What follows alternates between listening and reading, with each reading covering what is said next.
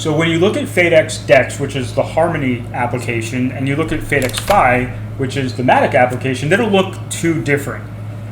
There's going to be a bunch of differences. One of the main differences is having to do with the smart contracts and what's going on underneath. So we are only going to have 2 liquidity deposits available at the start, Fate USDC, Matic USDC. Fate USDC is going to get 98% of the rewards when they start in less than 24 hours. Matic's going to get 2%. One of the other features is that we are now charging for withdrawals. This is a DAO. You are not going to be asked to pay to deposit because we want it to be open to everybody, but the whole point is that we're taking this construct and we're using it to collectively pool capital and to do things that we wouldn't be able to do individually.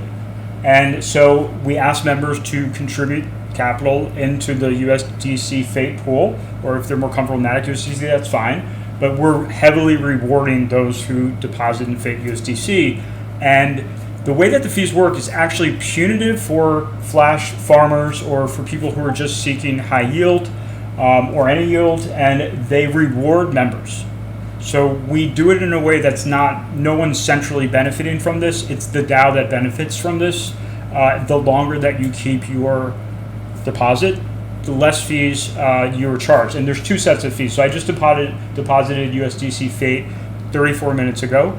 If I were to go and withdraw any amount of it from the LP, it will take 18% of the Fate LP that was deposited there, and it will go and actually auto buy or paid to the XFate pool. So it's very much like the swap, except that it's designed to increase Fate and XFate every time that there's a withdrawal. The Fate rewards are actually pretty steep, and the reason for that is that we want to discourage and give away rewarding people for depositing their capital. How that will work is that will be deducted. It starts off at 100 and then it goes down within the first 36 minutes at 72. The vested Fate or Fate rewards is relatively high within the first 4 days, because we don't want people who are just around for a little while. We've designed a very sustainable system that increases and rewards compounding, and this is one of the components of that, so that we are trying to maintain a higher value for Fate. The withdrawal fee is always going to be charged. This is a DAO. You are a member. We have that open for anybody, not to charge people for deposits, but if you do want to withdraw, that's fine. It's a little bit on the high side of punitive within the first few hours.